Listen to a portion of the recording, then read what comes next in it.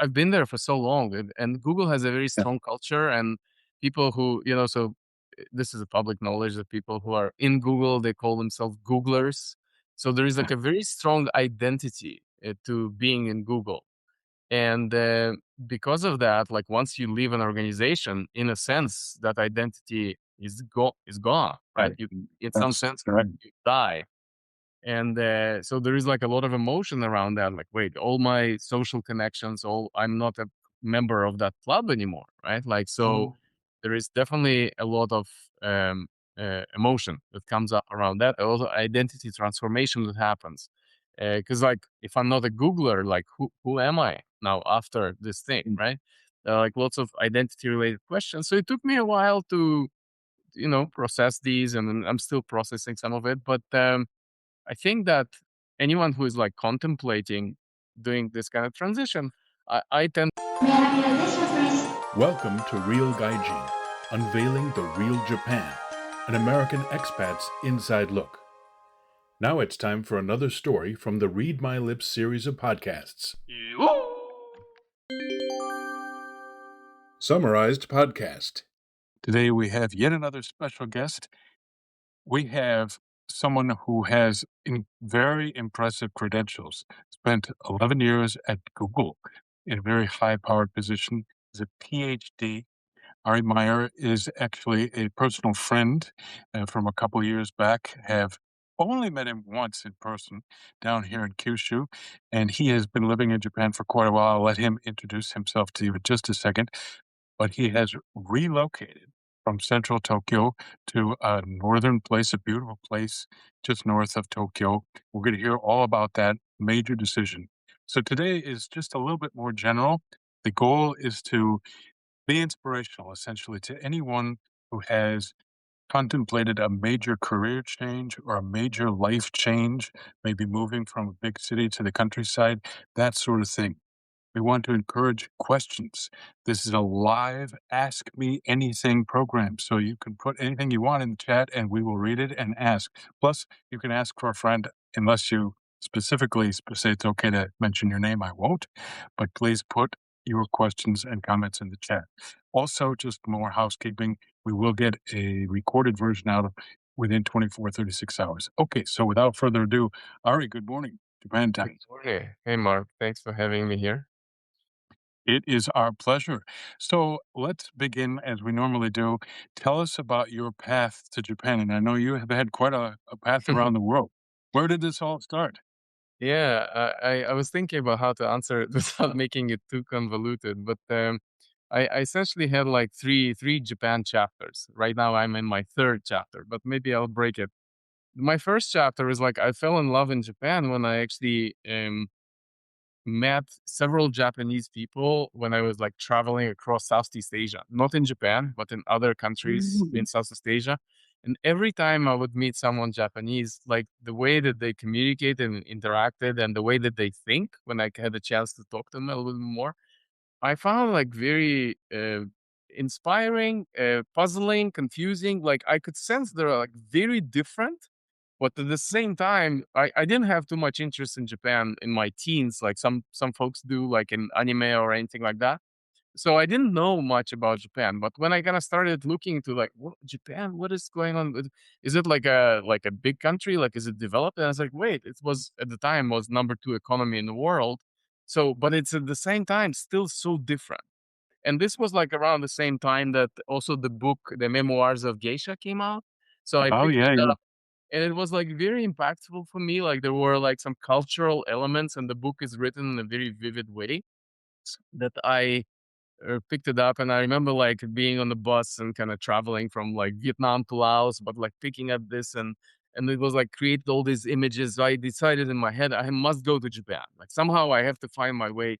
Although it wasn't on the path of like backpackers, I have to find my way. And originally I was planning to go and hitchhike. I get to Japan and hitchhike in Hokkaido or to Hokkaido, and that's the image that I had. I was like, I'll just go there and hitchhike my way through.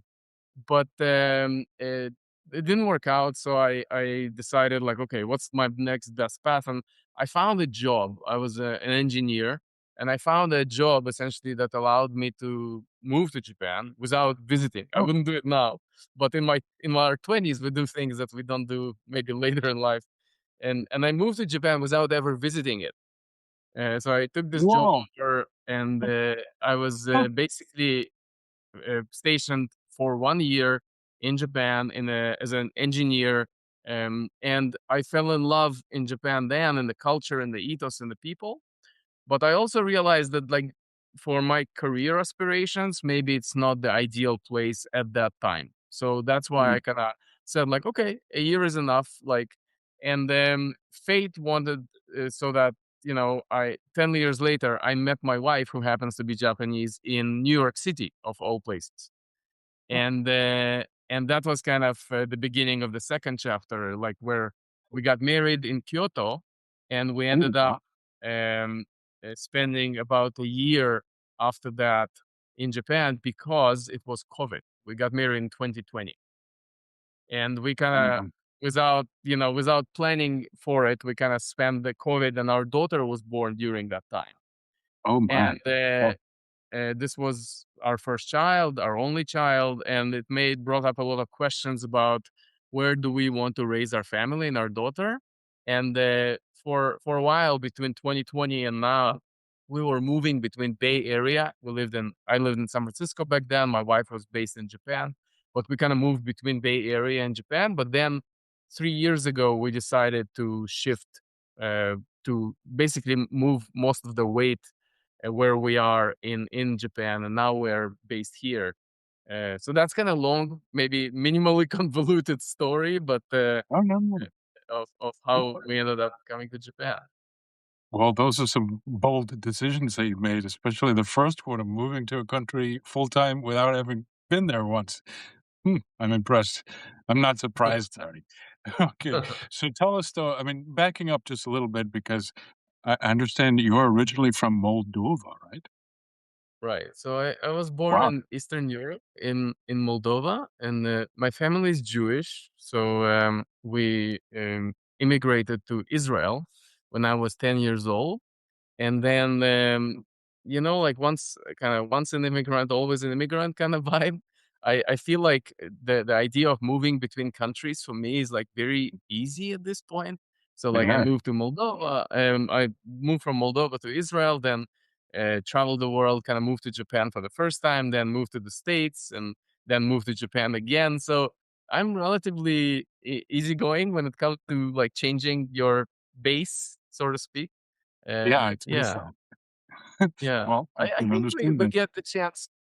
Like my approach generally in life is like I want to get exposed to like lots of different cultures and places, and I feel like it's every place I go, like I can learn something and like take it with me, kind of like for example, Japanese culture is like very collective oriented, as opposed to, let's say, like the US or Western culture is more like individualistic. And I think like living in, or even visiting, but of course living kind of gives you a deeper perspective, allows you to see like what are the different ways that societies organize themselves, like how they prioritize, what do they reward and punish. And I think that can Mm. that definitely enriches my life. Like I know, like last year I visited Finland, and then also nostalgically I wanted to visit the neighboring Baltic countries, so Latvia, Lithuania, and Estonia.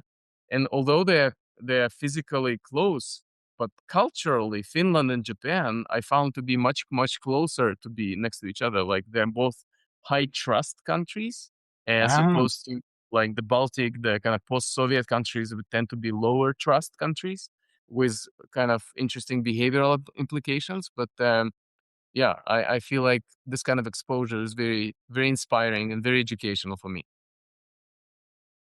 oh, I'm not surprised to hear you say that, frankly, but that is impressive.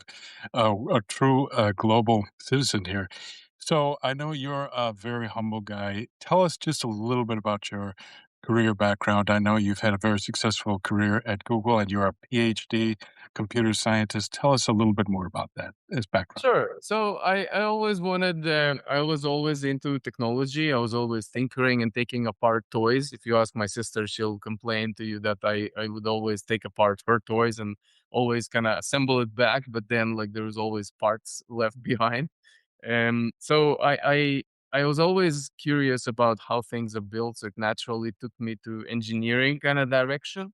And then I started my career as a software engineer, but I was always curious about like what's beyond the code, like what's beyond the software, like what's the next kind of why are we doing this? There's like constantly this kind of curiosity and desire to understand what is this a part of, right? What's the bigger picture here? So there is that, and that desire kind of took me to pursue higher education, which brought me to Berkeley, and I was studying some kind of bioengineering related problems, and then that naturally, because I was in the Bay Area, Berkeley's in the Bay Area in California. Then a friend was visiting me, and she said like, "Why don't you come?" I showed her my lab. I had like a little lab at home, and she was kind of like, "Oh, this is cool. Like, why don't you come and work for Google?" And for me, Google was like advertisement. This was like, and I was like, wait a second, what? Like, why can I do that? And then she, yeah, sure. Like, and then she basically kind of helped me expand my uh, world of possibilities around what can I do with my skills. And that was like a very major thing because I spent 11 years in Google, but I think I did like maybe 5 or 6 different roles. I get, yeah, like I kind of noticed my mode of operating is like, I treat every role as like a 1 year or 2 year long internship, right? So I go into something and I kind of go deep and like learn everything about it. I try to understand what are the key challenges, what are the main problems, where the energy is. Try to do something, to build something, to solve some kind of problem, and then I usually want to move on to the next thing, right? I kind of feel like natural curiosity calls me, and yeah, so that's like how I spent my 11 years in Google. And late last year, I spent most. So functionally, I feel like I found my place kind of at the intersection of innovation, product development. Even though I started kind of more technical, more kind of engineer oriented, but now I feel like product development and innovation specifically like allow me kind of to be have one leg in the technical world and one leg in the business world. So I can what I do today also connected to this because what I do is I I help solve business problems using technology. Right? You never like whenever you're talking about technology, it's never about technology for the sake of technology. You're trying to solve some real world, some business problem, and translating from one to another. That's I feel like a skill that I've developed, and I like it, and I'm good at it, if I may say so. And at the end of last year, I felt like, okay, like this has been in 11 years and I did a bunch of different things. And I feel like I want to pursue some interests and I want to grow in ways that maybe I need to leave the mothership of Google for and take a little bit more personal risk because I feel like it's very convenient. It's great. It's a great place to work, lots of opportunities. But I also wanted to do some things that were outside of the box of what Google allowed me to do, and that's why I chose to leave. And right now, I'm essentially operating as an independent consultant or advisor in a similar kind of space, like product innovation space. Yeah. All right. Thank you for explaining that. Now, I know you're advertising to the world on your shirt here that you're an AI nerd. So, what does that mean? Now, you're an interest, you have specific expertise in the area of AI and healthcare, right? Yes, yes. I so this shirt is MD, a company I used to work with, collaborate with, MD.ai. They were kind enough to share the shirt with me. Yeah, I nerd, and I like the messaging because like AI is like, and the AI is AI, artificial intelligence, and then nerd is I like that. For me, nerding is like being like learning and kind of being deep into something. And we can I don't want to go into philosophical discussions about what is the difference between nerd and geek and all of these. Like there's like a whole world there, but I feel it's humbling. It's kind of like allows me to share with the world in a very kind of humbling and kind of maybe a little bit funny, I hope, way, like how I see myself. Um, I Yeah, you mentioned the healthcare expertise. So most of my career, I remember like my first job out of college was I worked for GE Healthcare, and Okay. they had this like cute campaign. I remember they came on campus on my university, and they had this booth. And in the booth, you know how the old software, right? I'm gonna be dating myself, but the old software that you have like file, you have the menu, right? Like file, Mhm. edit, Mm. right? Like all of these. So in their booth, they had this image when you open file, and there is usually under file there is save, Yes. right? There is save. And their thing, it had an image of like file save lives. Ah. Okay, like okay, this is cute. Like what is this? Like tell me more. Mhm. So I kind of like I was attracted to this and like what is this? Like can I what was like save lives? Like I know doctor saves like firefighter saves lives. Like but I can use like software skills, like my technical skills to save lives. So that idea of working on something that has a meaningful impact on people's lives was like it's very ingrained. Like all things being equal, I would definitely like if you want to motivate me, like show me like an interesting business problem that has impact on people's lives but also allows me kind of to show my technical muscles, and I'm all yours, right? So these are kind of the Mm. ultimate components, right? Like innovative technology, but saving a real important business problem, but also like has a positive impact on people's life. These are, and so that's why healthcare was always a domain. Healthcare adjacent fields were always domains where I felt like I could express myself fully. I can bring more of myself to the forefront. And when Google Cloud started going into the healthcare world, I kind of engineered my way into that team, and Ah. was actually the first product manager who was hired in the Google Cloud healthcare team. And I spent like 5 years. So usually I told you before that I was like spent like Yeah. 2 years a year, but there Mhm. I spent 5 years in that organization just because it was so aligned with what I wanted to be doing and kind of how I see technology being put to good use in the world. Yeah. So healthcare always close to my heart. Even now, like most of my clients happen to be in the healthcare adjacent space. I think lots of Mhm. opportunities in the healthcare space to use technology. It's an interesting, it's complex. It varies geographically, right? There is a lot of kind of governmental role in the way Mhm. healthcare is organized just because it's such a big thing. So that makes it interesting. In every place you go, it's like a little bit different. Of course, there's lots of ways to use technology and lots of problems to be solved. So it's a very fertile space to to develop oneself and contribute, I think. Great, great. Yeah. Hey, just a quick reminder to everyone who's joined. We have quite a number of people online now, including several people I recognize. So thank you for joining. Please ask Ari anything you want. Put that message question in the chat and we'll read it off and get him to answer. So, Ari, you made a pretty bold decision to leave the mothership, as you mentioned, of Google and go off on your own. What was that like, and how is it going so far?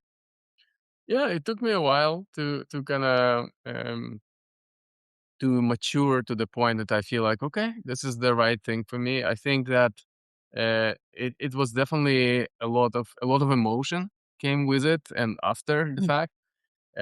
Because I've been there for so long, and Google has a very Yeah. strong culture, and people who so this is a public knowledge that people who are in Google, they call themselves Googlers.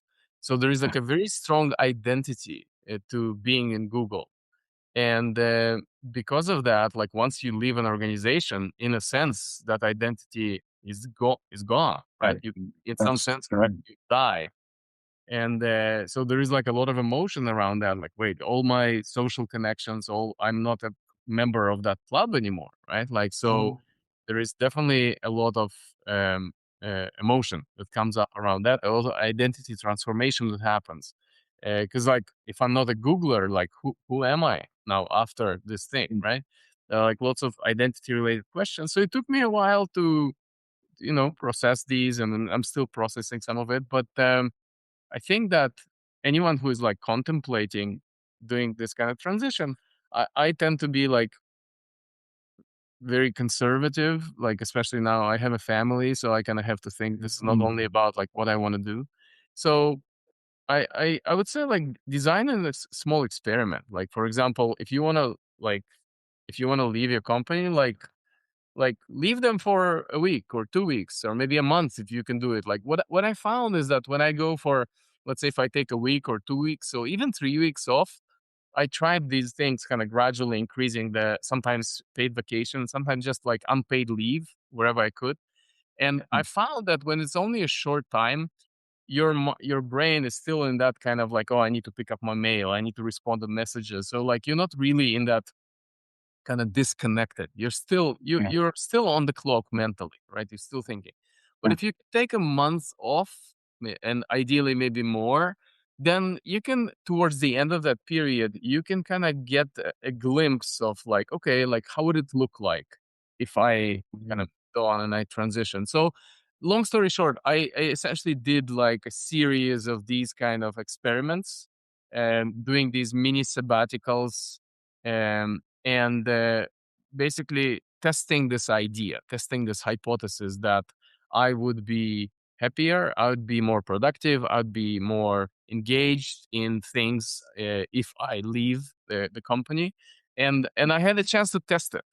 And kind of you test it, you kind of, oh, okay, this is cool. Like I enjoy having this time, but like for example, I feel like not having any structure, it's difficult for me, right? I find myself kind of wondering, like because yeah. So I think that it's important for everyone who's contemplating something like that, like to get to know themselves and like what are some of the personal characteristics. Like for example, do you have a social network outside of your employer? Like, will you have people? Because sometimes when you leave a company, it's such a relief of fresh air. Oh my god, I'm free.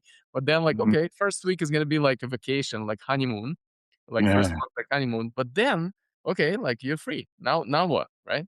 And then and you can look at it from different angles, right? Like from like just a sense of like what do you do with your time.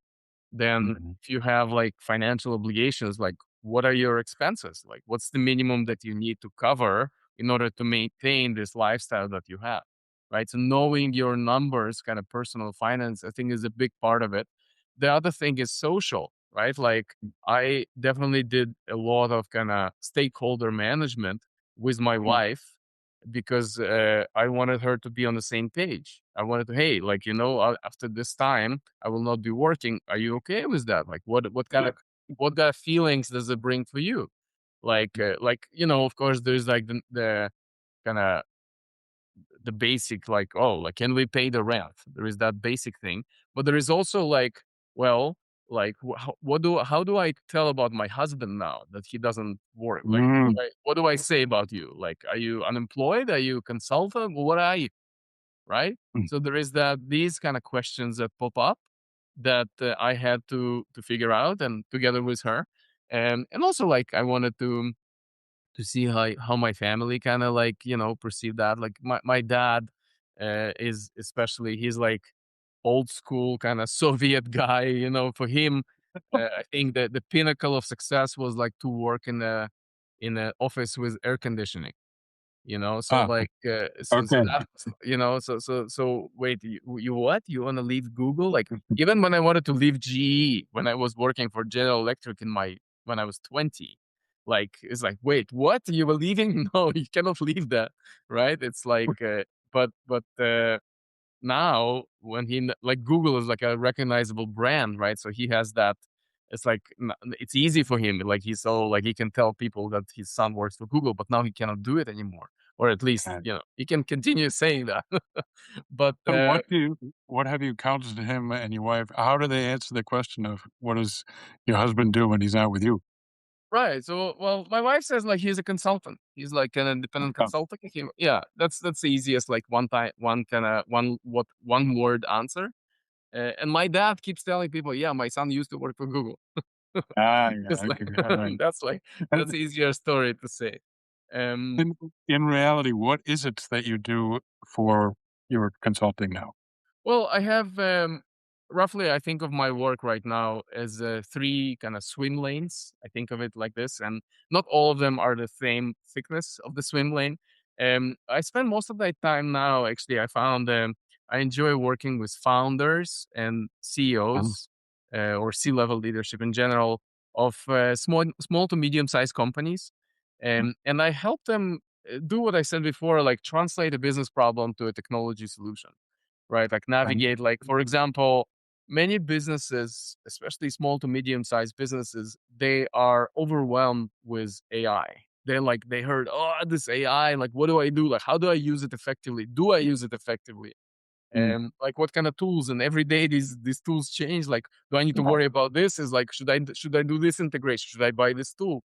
There is like so much going on, and I feel like uh, usually most of it is noise, right? So having someone trusted that can explain, Mm, clarify, like what's real and uh, how do I get started, and then what do I need to worry about and what is just noise. I think that's kind of my sweet spot, and specifically, I find that my expertise in product development and operations uh, is most helpful, right? So okay. what I help businesses is turn intuition into data, Uh, right? So, for example, if you say, "Hey, I have a recruiting operation, but I'm not, like I feel like we could be doing more with the people that we have, with the technology we have." Like I would come in, and this is like a recent case study. I come in and I start asking specific questions, trying to define, like, understand, like, what are they measuring, and then how does success look like? What are we measuring for success to be tracked? And then how do we build systems and business processes to support that? What kind of tools do we need? What kind of system integrations we need? But essentially, mapping and going into the details, understand um, what specifically, like what business problem we're trying to solve, how technology falls into that. That's the domain where I help the clients that I work with. So that's like under the consulting space. I do a little bit of advisory work as well. Like, for example, working with startup companies or investment funds. And these are um, places where I benefit, I leverage kind of my healthcare expertise and maybe a little bit of my Google kind of badge credibility. So I could work with a startup company to help them understand their pitch and help them fundraise, for example. oh, Uh, and then also, I've been working recently with a investment fund based in Japan. They are uniquely positioned, a kind of unique fund that sits at the intersection of healthcare and AI, which feels like mm, the sweet spot for what I'm doing. And they have an arm where they invest in domestic Japanese companies, like startup companies, to help them grow their products and technology. But they also have this appetite to go abroad mm, and invite foreign innovation to come to Japan. As people might be familiar, that Japan has a aging population, shrinking birth rates, so that means like shortage of providers.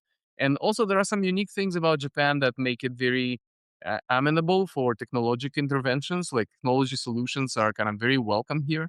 And then, like, for example, I always tell this example where if you go to a family restaurant like Gusto or Cocos, you can often see robotic waiters in those right. restaurants.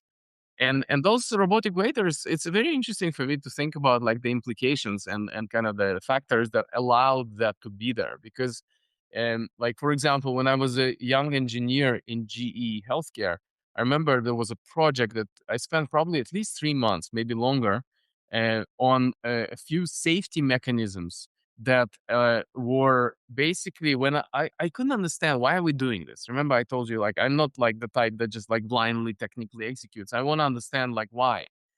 And finally, I found the person who was high enough to explain to me. Is like, we're doing this because people oftentimes put their hand inside the machine in such a way that it will damage them, and then they want to sue the hospital. And they do it often enough that it is worse for the company to invest money in preventing that from happening by adding some sensors. So that like it made me realize, oh, litigious societies and compliance regimes and extra safety. But in Japan, people tend to be less litigious and they are more compliant. And if they're told not to touch this part of the robot, they will not touch that part of the robot. You know, I don't need to tell you. Yes. So that allows technology to be rolled out so much more effectively and cheaper without all these armoring and hardening layers, which costs extra and creates extra complexity and then creates additional barriers. You So know, it's fascinating you mentioned that example because when my two sons and I go out to one of those restaurants and see one of those robots delivering things, the one that lives in New York would constantly say, "This would never survive in Brooklyn. People yeah, would destroy it." people Yeah, destroy it, people would steal it. There is like so many yeah. things, yeah, yeah. It's That's it's it's sad, but like this is one of the reasons like I feel Japan is like such a unique kind of this unique island, a group of islands yes, where it's almost like a magical place where like the rules are different and you can yes. you can do things. Yeah.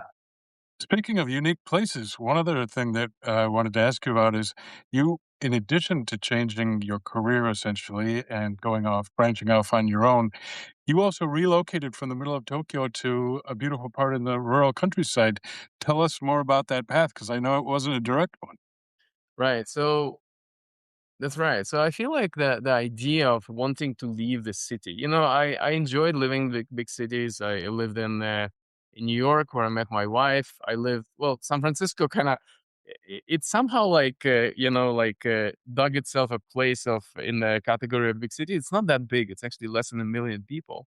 But San Francisco is seen as a kind of a one of these cities, and I lived there for a while, and I lived in Tokyo in my youth.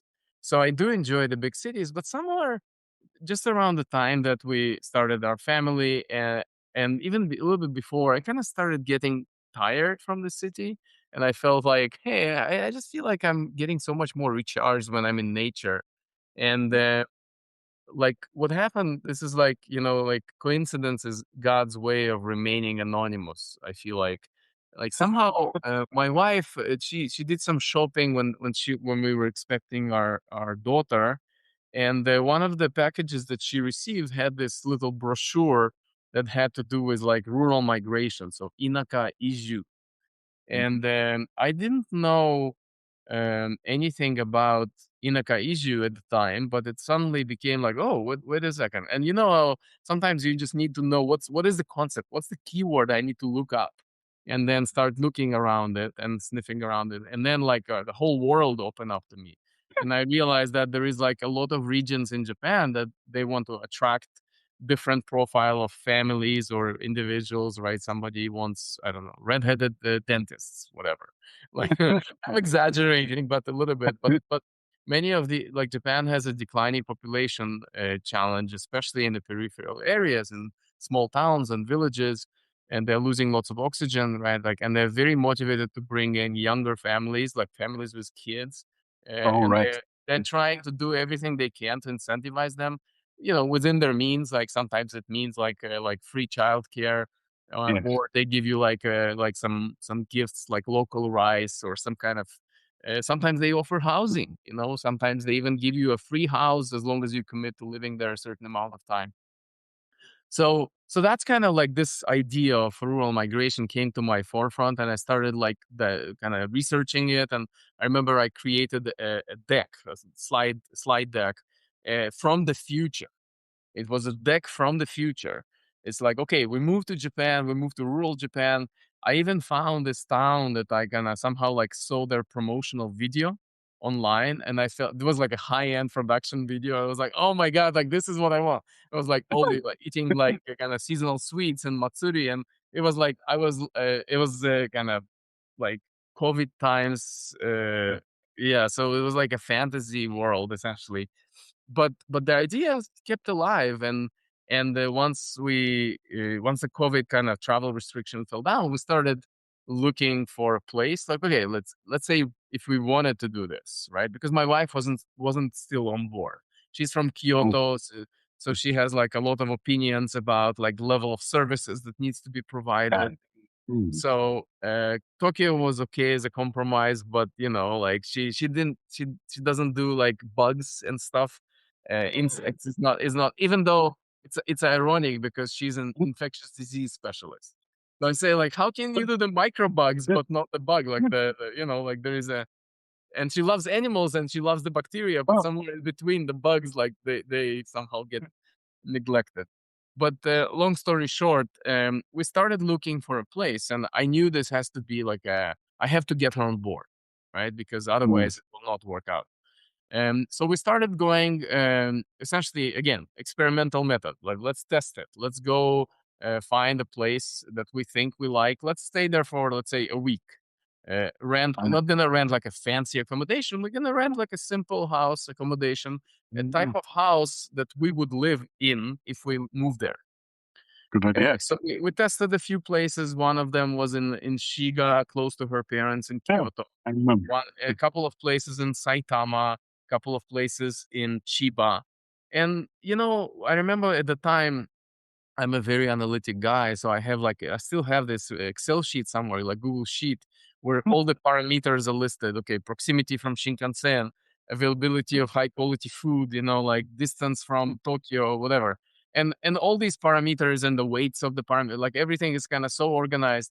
And we found places that kind of fit all the criteria, but when we arrived there and we spent time there, it was like, yeah, it's like it was meh. So I I propose we change our strategy. So, like, why don't we find a place that we fall in love with? Okay, forget the parameters and see what happens. And we somehow, my wife said, like, hey, why don't we go to Nasu? It was like a summer, like about 2 years ago. Why don't we go to Nasu?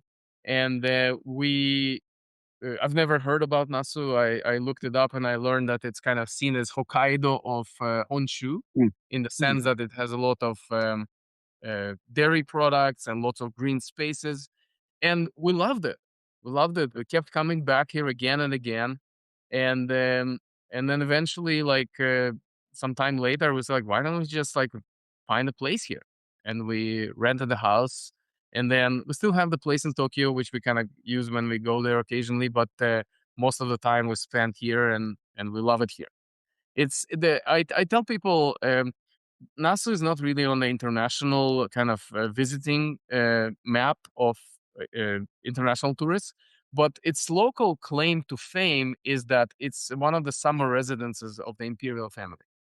So it has a lot of infrastructure that was built to support the imperial family, and it's also somehow, technically, it is part of a national park. So when you arrive, so it's interesting that Nasu is actually considered, Nasu Kogen, the Nasu Highlands, is considered to be part of Nikko Kokuritsu Koen, which is, interestingly enough, like Nikko is like an hour away, but Nikko Kokuritsu Koen is not contiguous. It's not contiguous. So it's like it's almost like an island, two islands, right? It's an enclave. And Nasu somehow is Nasu Highlands, part of this Nikko Kokuritsu Koen. And because of that, it's full of green. There is a lot of preservation rules about what you can chop trees and stuff. Very green, really good food. And also things, people who have been to Kyoto, you might know, like when you go to Konbini, there is like toned down. Like the convenience are not like neon. It's kind of brown. And it's a way of like, it's like a little bit like respect for the imperial family, like toned down. It's not screaming as much. And you definitely do not see the Nobori Hata. That's definitely, that was one big no-no for us. Like for me, the Nobori Hata is kind of the symbol of Japanese suburbia. Of Japan. This is like my wife says, like, this is the equivalent of the American plaza. So the Nobori Hata in Japan is like the plaza, and we wanted something different. We didn't want to see like another plaza and kind of like suburban vibe. So it's very rural, kind of like almost. I sometimes feel like we live in the forest, but surrounded by coffee shops. I sometimes compare it to Karuizawa. The people know Karuizawa. Karuizawa is more like Napa, and our place is like more like Sonoma. So yeah, so we like it here, and it's great for our family. I used to be, oh my god, like everybody should discover Nasu, but now I learned it's like it's great for us at this point in time. People who visit here tend to enjoy it. It's also like a little bit spread out. So you need a car if you want to get around. So people who come visit us, we usually show them around. They enjoy it. But if you have only a weekend and you don't have a car, it's a little bit more difficult to see, kind of, because the attractions are kind of spread out. But naturally, it's great. Food is great. People are very kind. Um, yeah, there's also And like one last thing. There is like NASA was like one of these places. It's kind of seen as like the Japanese frontier, because mm, people came here to settle NASA like 100, maybe 150 years ago. And so there is like I found to be like a more open-minded, kind of welcoming yeah, vibe towards outsiders. Yeah, it's interesting. very Oh, that's subtle, like but Hokkaido. Huh. yeah, Yeah, a little bit like that. A little bit. pioneers. And Yeah. so, speaking of that, though, I mean, like Hokkaido, it's also got a lot of snow, right? A big winter. How's that been? So it has mountains. We have so Nasudake. We can see it from our window. Is about 2,000 meters, and it does definitely gets snow every winter. It used to have a ski resort. Unfortunately, this one got closed. The one that closest to us. But we live at the foothills of the mountain, so I think we live around Mm. 600 meters above Oh, sea okay. level. So it's not as bad. It does Yeah. snow. Like last winter was very mild. The one before was a little heavier. It's not as bad. I think that Okay. we probably the heat in the summer is more of a nuisance and something to. But many people in Tokyo, they use Nasu as a hisho, so they kind of come here because of the as a like a summer retreat, Sure. Sure. like just retreat from the heat, because it's Yeah. usually 6 degrees Ooh, cooler than Tokyo. And that and makes this a is big difference. if you go higher, right? The higher you go, naturally, it's like colder. So that's even better. But we live. It's for us. It's kind of a balance. We need our daughter is like 5.5, so we needed to be in proximity to the kindergarten where she used to go. And so we kind of wanted to balance between being in a nice environment but still being kind of close to civilization, so to speak. I got it. I got it. Well, you alluded to this a minute ago with your analytical approach toward trying to figure out where to go. But what general advice would you give a fellow non-Japanese, so a resident foreigner who's contemplating leaving the big city and moving out to the countryside? Well, I guess I would have some questions. Is this person is already based in Japan? Like they live in a big city in Japan? Yeah, let's assume that. Okay, so in this case, I would probably say like find a place that you like, but you also can integrate with the societally there, right? Because Ah, many of these towns, um, when we visited, we learned that it's not like you move in, it's like whatever, you do your mind your own business. It's almost like you're moving into a community, right? It's loosely couple. Sometimes it's very tightly knit, right? But it's mm, usually loosely kind of knit. But like you shouldn't be surprised if one day somebody knocks on your door. It could be 6 a.m. It's like, hey, it's the second Sunday of the month and we are doing kawasoji. We're cleaning the river, right? Like every second Sunday. So depending on the community, right? They call them shuraku, right? These local community. It's not even a town. It's like your neighborhood community, sometimes even smaller. They might have different vibe and like different ways to organize themselves. mm, And because of that, you're not only buying into the town, you're not only buying into that area. You need to integrate. Like otherwise, if you like, even if you rent a house, and if you like that's another thing, right? Like if you like, it's not easy to find places that would rent easily, right? mm, So you have to, if you're willing, if you know that place is great and you willing to take a risk and buy a place, great. But for us, like I didn't want to do that. We still live in a rental place because I like yeah, to test things before I commit long term. Um, I didn't know, like, will my family like it? Will I like it? Like, how is it gonna feel like in the first winter, first summer, right? Like, how does it like, like all these kind of like, is the internet stable enough for me to be able to work? These are kind of things you please. don't know, like from a single visit. So I would say run experiments. Like, go to this place that you think you would like, rent a house, um, Airbnb, or find a local kind of like through local people, start talking to them, tell them, be very open, say like, hey, I'm thinking of moving to this place. Like introduce yourself. Like people want to get to know you. Like who are you into, right? Like they want to generally welcome, and just test it. tested, like, and kind of like I encourage people to document their learning, like write kind of some kind of like a diary, like a journal. Like, okay, I visited this place. This is what I learned. This was the observation. Now you have AI tools, so that can help you summarize, Yeah. right? Like, so you could summarize it like, hey, like you visited 3 places, and all of them you commented on the quality of the road. So I guess it's important to you, right? So you can start identifying like what's important to you when you're looking for a place, right? Like, That's a great practical piece of advice. Very good. Huh. yeah. And so, and how has it been so far? I mean, it sounds like you can literally work anywhere because you work primarily remotely, but has that been a detriment or not a problem at all? I love it. I love it here. I've set up a lab in Nassau. The place we rented actually it has a separate unit, like a separate building above a garage. There is like a little office space. I call it my labs. I call it the second mountain labs.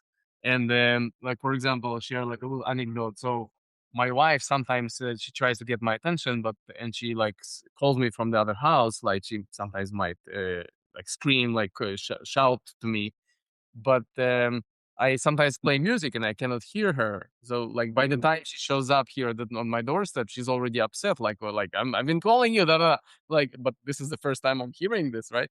So I said like, okay, why don't we like I built her this little gadget, A combine. right? It's a little traffic light. I built this to test some ideas around that I had around AI, like with it 3D printed and like kind of PCB fabricated using AI assistants. And I found a company in China that would make like the PCB, like make exactly the shape. So it was like a fun project that allowed me to build better communication with her, but also kind of like test out some of the AI tools that I was testing, and also develop some of my own technical skills in the process. So I that's a long way of telling. I really wanted to show off my little gadget here, but I built up this lab that allows me to work with clients. So I think the most important thing is like depending on the type of work that you do is like you have reliable Wi-Fi, right? And then you have depending on what kind of work, like you like I don't need. The good thing for me is like most of my work can be done remotely. So like the working hours is kind of like the other thing that you have to navigate depending where your clients are. Most of my clients are based in the US and California. That allows me, like, there is plenty of overlap with California. But even when there isn't, like, I like to wake up early so I can work with New York as well. So that's rarely a problem. And Europe, of course, we have a lot of overlap with them. So that's Yeah. Yeah, I remember I had a colleague from the United States who would come visit in Japan and say, "Wow, this is great! I can work 24/7." Yes, I mean, true. sure, sure, yeah, they want it. Well, thank you for sharing. Hey, a quick, I can't believe how fast this time has gone by, but engaging conversationalist here. I want to just remind everyone who's here, and by the way, we have had one comment from, oh, somebody I know who says, here, here, when you're talking about relocating to the Japanese countryside. But if you have a question or another comment, please put it in the chat and we can ask for you. I have another question. You have literally worked all over the world. You've lived in many different continents. You alluded to this several times so far, but tell us a little bit more about your impressions about how working with people from different backgrounds, different countries, cultures varies so differently, and how you maybe have been able to adapt and adopt some of the practices from Japan in your own culture. Yeah, like I have a little anecdote from my past in Japan. So this was in my 20s when I just first arrived to Japan, and I was still kind of fresh, and I didn't have as much international background at the time. But I was working in a client-facing role, and we were serving Pentax, the company that makes cameras, and I was working for a company that makes a system on a chip, so it goes inside these Pentax cameras. So we were on site, so we were at the customer site, and the customer was complaining. They found some bug that we needed to fix, and they're motivated. It was like already probably like 6, 7 p.m. We're still like trying to find like navigators, da da da da. Like, okay, we identified the issue. We found the issue around like 7:30 p.m. And now, because of the way that the code base was managed, like sometimes the companies that are headquarters in the US, they like allow the field teams to have access to some of the code, but not all of the code, right? Just to manage. There are like lots of implications. There is like some IP concerns and whatnot, but we could not make the change. Like we knew what the problem was, we knew what the change that is needed to be made, but we could not make that change. So in reality, we had to wait until California wakes up, make the change for us, and then we simply tell it to the client. So literally, there was nothing for us to do at that point in time. It was already 8 at that time. So I kind of like, okay, we found the problem. Like I'm picking my stuff. We're going to fix it tomorrow and we're going to communicate to the client. And my team leader, Tsukamoto-san, he says, no, Ari-san, we cannot go anywhere. No, we cannot, we have to stay because the clients are still there. So we cannot leave before. It's like, what? No. So I'm just picking my stuff. And I already had like some plans for that evening, right? So I had to tell my friends like, hey, and he grabs my hand physically. He grabs my hand and stands there. And there was a guy who was visiting from the US. Like I was based in Japan, but there was another engineer visiting from the US. And I can see his eyes are like, what just happened? It's like you have one person grabbing another person's hand at work, like preventing them from leaving the office. What?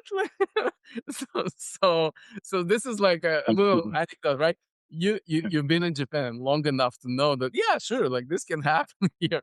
But like for me, it was like kind of a foray into like, yeah, people approach work differently, right? Or I can tell you about like a meeting in Brazil where we schedule the meeting, everything is on calendar. Yeah, great, ta ta ta. And like people are late and like nobody shows up. And good thing it was in our offices. And they show up like literally 3 hours later. And it's like, sorry, it was like I had some family stuff to take care of, kind of like very nonchalant, like kind of like, and I was like, wait, what? Like, is this normal? So I kind of asked my local kind of friends, it's like, yeah, it's okay. It's okay. This is kind of culturally appropriate because family is always first. So you kind of like, if there is like a family thing, you almost kind of, the rest doesn't really matter. It's all, it's, so, and that was kind of also like a different vibe. And, with Japanese, sometimes like when we found an issue, like for example, that Pentax issue, we fixed it. And then of course, Pentax very politely communicated us like, hey, we would like to know what was the issue? How did you resolve it? And what measures were taken to make sure it never happens again? It's like, what? Get out of here. Come on. It's like, we fixed it. Don't worry about it. It's like, and this is kind of the Mediterranean Israeli part of me. Like, it's like, yeah, it's fine. Don't, and over time, there is a book that I enjoyed reading. I recommend to people who kind of interested in this topic. It's called, I think it's called The Nomadic Capitalist. Um, or the capitalistic nomad or something like with these two words. If you look it up, you'll find it. And it has this thesis where like the summarized very briefly is like, if you want to eat sushi, go to Japan. If you want to do banking, go to New York, Singapore, or Switzerland. Right. So like every place has a specialty. And if you can tap into that specialty, you can kind of create like an arbitrage strategy, right? So and if you, for example, get upset about Japanese kind of precision, how slow they are and how like meticulous they are sometimes, right? But I'll tell you like a life hack. If I have a problem with a big airline, what I do, I call their representatives in Tokyo. Like I call United in Tokyo, and they are so amazing, right? They are so much more polite and so much more precise and so much faster to answer, right? Not all airlines have representation in Japan, of course, and like so use it at your own risk. But you can leverage that customer service orientation, that precision, right? And there is a reason why we value optics and precision manufactured devices from Japan, right? Or Germany, right? Or these kind of places. And things are changing, of course, I understand, but there is like something to be said about like core competency, Like, Yeah. and there is a reason why Israel has such a high number of startup companies, right? People are Yeah. kind of like in like this, yeah, let's just get it done. Like, there's no time to make it perfect, but let's just get it done. There is like that kind of sense of urgency, a DNA of urgency that translates well to innovation, and I think you can see that. So that's a long way of answering your questions. How does working across borders? I find it very stimulating. I speak 5 languages, all of them with an accent. And some days I am very lucky that I have a chance to have like business meetings or at least like friendly meetings in all 5 languages. So I have a day like I not in the same meeting, but I have a meeting where I speak in Russian, a meeting I speak in Hebrew, some meetings Oh, in yeah. English, Japanese, a little bit of Spanish, right? And that's Wow. like I feel like different parts of me are engaged, right? Because when we yeah, like when we speak a different language, like when you speak Japanese, you kind of, because you live in Japan, like your demeanor changes, the way Mhm. you evaluate the situation changes, right? Like and when you shift to a different language, it's kind of like, oh, that's how. And that's one of the things that I really want to how would I say, instill in my daughter, Mm. because I feel like, in a sense, you live multiple lives. In a sense, you can kind of your world becomes richer if you can perceive it through multiple lenses. And cultures is one of these multi-lens things. Of course, there are others, right? Like other professions, for example, right? Languages. It's like you have like multi essays, kind of multi-lens apparati uh, that I enjoy this kind of diversity that I can kind of use in my own life and hopefully serve others as well through that. Yeah, well, I could tell, and the enthusiasm is infectious, as usual, whenever I meet with you. Say, I guess to close out here, first of all, thank you so much, but I want to ask, perhaps, especially in your work with Japanese startups and so forth, and younger Japanese business people, are you sensing things are changing? And if so, for the better, are you optimistic about the future of Japan? um, I have to be. I mean, True. I have a child, and she's growing up very much as a Japanese person right now, and I do think a lot about this topic, and I do enjoy seeing um some moves around investing, for example, investing in advanced technologies, right? Mm. Where I think that is going to be like, I think technologies and AI in particular will create polarization, even more polarization between individuals on individual level and also on a country levels, right? So technology, like countries that will embrace this technology and use it effectively, they will kind of move ahead, and the countries who don't will stay behind, and kind of the gap will even grow. That's an unfortunate part of any technological progress. I'm encouraged to see the Japanese government recognizing this and making adjustment, investing in some of these technologies. I also Mm. have some concerns, like the demographics are not something that we can solve using technology, right? So there will have to be some changes. I think that Japan has an opportunity to be essentially a role model of how do you handle this kind of crisis that other countries will also face sooner or later, right? So we Right. just have to Mm. be on the forefront of this and heading this first. So yeah, like Japan unfortunately had to host the Olympics during COVID, right? So like, how do Yeah. you host Olympics during global Mm. pandemic, right? So Mm. and I think that was, I'm glad it was in Japan and not in, I'm not gonna say name of a country, but you can fill in your favorite country that would probably not do as good of a job. Anyway, exactly. Yeah, Yes. Good that's point. bubble, bubble, bubble. There are lots of ways it could go. That is a great analogy, and thank you for sharing that. I got to tell you, in terms of the point of this interview is essentially to be inspiring and to showcase someone who's literally been there, done that, had such a broad, diverse exposure to all sorts of different things, and has continued to evolve and is evolving. And you're making your own path, literally. You're a classic example. So thank you for joining us today. Thank you, everyone who joined. I appreciate your attention. Ari, please leave our listeners with a few final words of wisdom? Oh, final words of wisdom. What came to mind, the first thing was like this quote. It's not mine, but I saw it one time and it really resonated with me. And I think it's appropriate here because I think a big common thread to everything I do, I really like experimenting. Like I like trying, I like learning from what works, what doesn't work. I'm kind of scientifically minded in that sense, even before I went to grad school and got my. But ultimately, you don't know until you try, right? But designing the right effective experiment of the right scale, right, is kind of where the skill is. And the quote that I want to leave you with is like, life is not a controlled experiment. You can either control or you can experiment. Whoa, whoa, that's deep. Okay, I'm going to leave it with that. I can't build on that one. That's great. Thank you very much. So we've been listening to Arie Meir, Ph.D., computer scientist extraordinaire and global citizen of the world, who now lives with his beautiful family in Nasushiobara. Thank you very much for joining us. I will put a few takeaways, there have been many to this interview, into the final write-up, and I'll put some of the links like we had for the invitation to Arie if you want to get in touch directly. So thank you everyone for joining us.